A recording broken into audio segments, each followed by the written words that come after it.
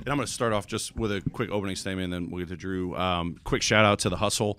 They obviously had a tough ending to an unbelievable season. Just want to give, so many props and kudos to the players, to our coaches, to our staff. It's been fun to watch, this fourth year here in Memphis. It's been unique the first 3 years, finally kind of like a full season for them where, protocols aren't impacting guys' availability, not the opportunities our Grizzlies players got to play at the Hustle level, to get better. You see so many of our guys in our rotation that, benefited from time with them. The connectivity, togetherness of the Hustle. Jay March and his staff did a phenomenal job developing players, getting them competitive every single night.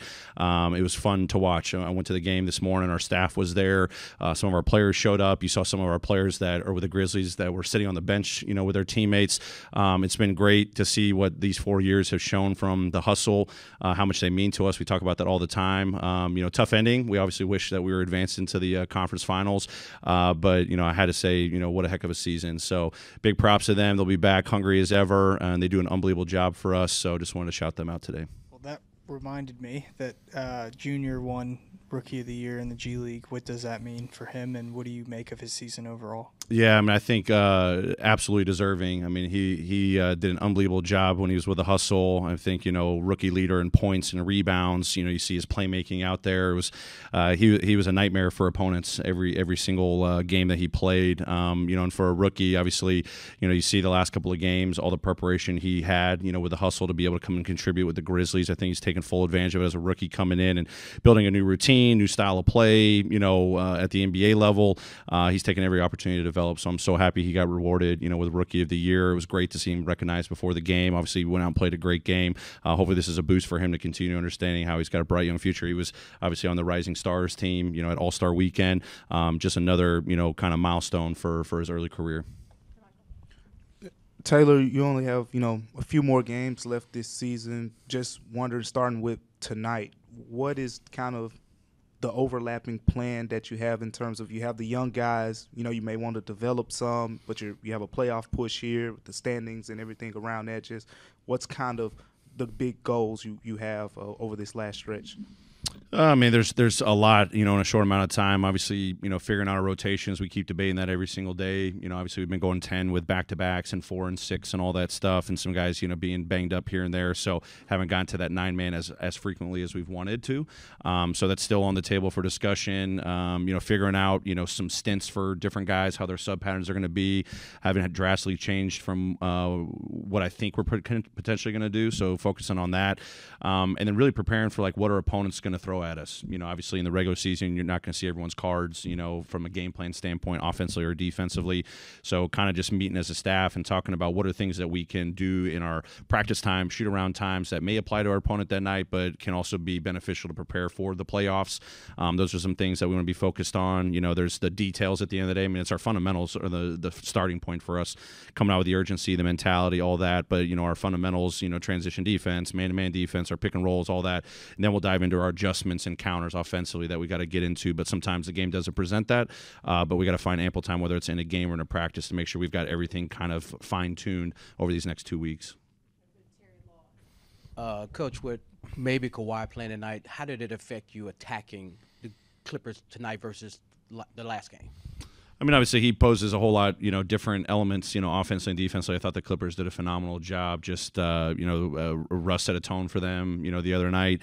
Their shooters got loose on us. I talked to the guys about just our ability to know personnel tendencies, our lack of communication and urgency. Gave up 141 points. We don't normally do that. It's kind of that's unacceptable on our part. Offensively, we scored. They still made it tough. 130, but when you watch the film, it's like, yeah, we had to earn a lot of things. They're smart defenders. They're aggressive. Now you put Kawhi in there, and he's an aggressive scorer and an aggressive defender. So definitely going to be a focal point for sure, but they had so many other guys play extremely well. It's Westbrook, it's Gordon, it's Powell. Covington got loose on us. Zubats can give us problems. Plumlee, they got a lot of depth. They're a really good team. So, there'll be a couple wrinkles, but at the end of the day, we're going to come out with the urgency, the communication that we need to do no matter what our coverages are. And then we got to see, a couple of things they did defensively against us, how they're guarding our pick and rolls, what are they doing in our drive situations, how we got to be better prepared to execute on the offensive end too.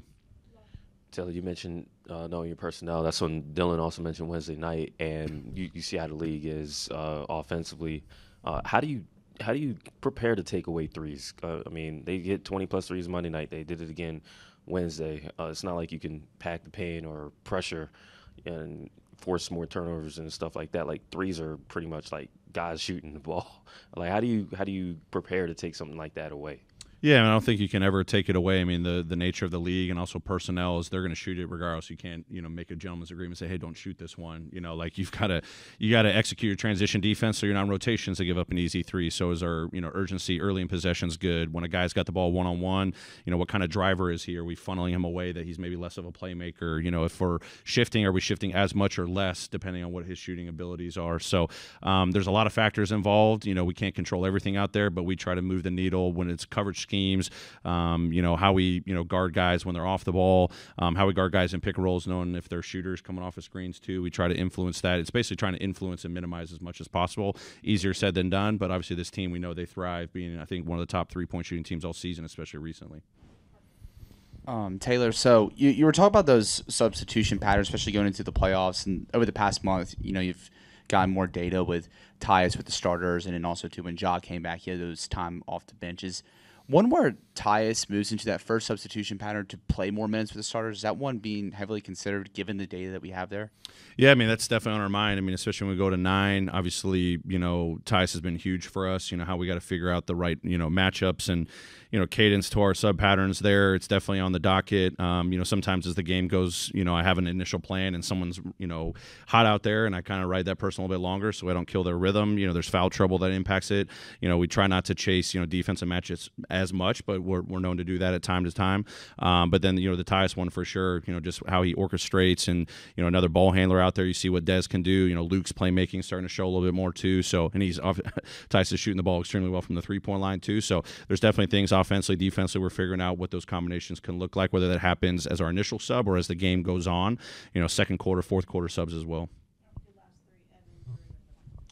Taylor, kind of on a different note, obviously we know Steve was coming back soon, but what's it been like just kind of having him as like almost another coach on the bench, almost because he is one of the oldest guys on the team? How's it been kind of watching him lead differently just from, the sidelines where it's, obviously on the court, he's such a big presence and everything? Yeah, I mean, it's new for him. I mean, we're obviously hopeful. I mean, nothing's definitive yet. I think we'll have updates, closer to the end of the regular season. I think we double-checked. It was like that 4-week marker when we put the news out, so towards the end of the regular season. So hopeful, but, it's new to him. He's never been out this extended absence, but he's really taking the young guys under his wing. He did that last year, even when he was in the rotation, but now he's doing it even more. You see him standing on the sidelines, being more of a presence, talking to guys while on the floor, whether that's guards or bigs.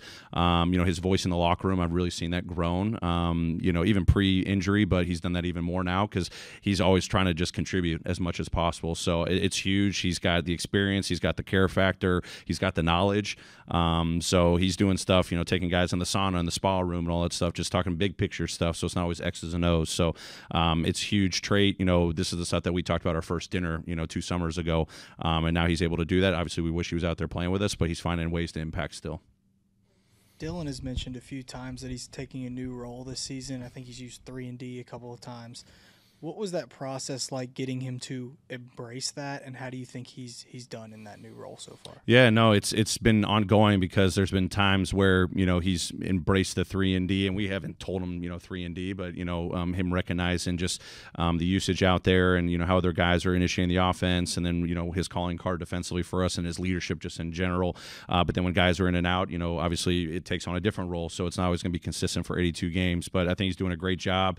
It takes time, especially what is in a 6th year right now. So, to have, kind of form of evolution, coming into the season, and then things change when JJ's out, Dez is out, all that kind of stuff. I think these last couple of weeks have really shown the amount of work that he's put in and understanding that, hey, when we're fully healthy, this is where I can still thrive, be a guy that can be a go and catch downhill finisher. I can, knock down threes. He's, improved that last couple of weeks, and then still, set a tone for us defensively. I think last season, a lot of the guys were vocal about, hey, we want to get this 2 seed. We want to get the 2 seed. I was just wondering, like, do you consider at this point this year, with more experience and everything, is seeding, whether you get the 1, the 2, or the 3, is that important? I mean, I think you can always say it's important. I mean, but we don't actively talk about it. It was good that the players last year were talking about it. It was that goal, something that they want to accomplish. That we did accomplish that. I'm not sure what the chatter's been with those guys. Privately, I always give them their space. In that standing. But for us, I know I keep saying it's just finding our best version of ourselves. We've had guys in and out recently, getting job back. Guys have been out the last 2 games. We're still figuring out where Steve-O's at. BC's out for the season, all that stuff. So we're kind of figuring things out still. So there's some chemistry that we've got to develop. So it's hard to kind of say, hey, we want to be the 2, we want to be the 3, the 1. We just want to win every game, honestly. So when we go out there, the other night we took an L. We got to be better and try to go get a W tonight. So that's where our focus is. Obviously, clinching the division, clinching a playoff spot, avoiding the play-in. Those are all important things. But luckily, we're not setting these goals that, hey, we have to attain that, and then we forget all the other things that we got to focus on. It's our standards, it's our execution, it's our urgency, it's our communication. That's the stuff that's going to get you the 1, the 2, the 3, and hopefully a successful playoff run. Coach in the back, just along the same thing that you've been talking about, with you getting your injured players back tonight, how different of a game are you expecting compared to Wednesday night? Well, I mean, as I said, it doesn't matter who's in the lineup for us. Our standards are our standards. So we still had guys that have been in the rotation that we didn't execute like we needed to on the defensive side. 141 is unacceptable by our standards. So obviously, hopefully we get a boost. Obviously we've got great depth, and we've seen what Tyus and Dez and JJ have done in recent weeks, especially. So hopefully it's a big boost, but we just got to go and focus out there and just doing Grizzlies things.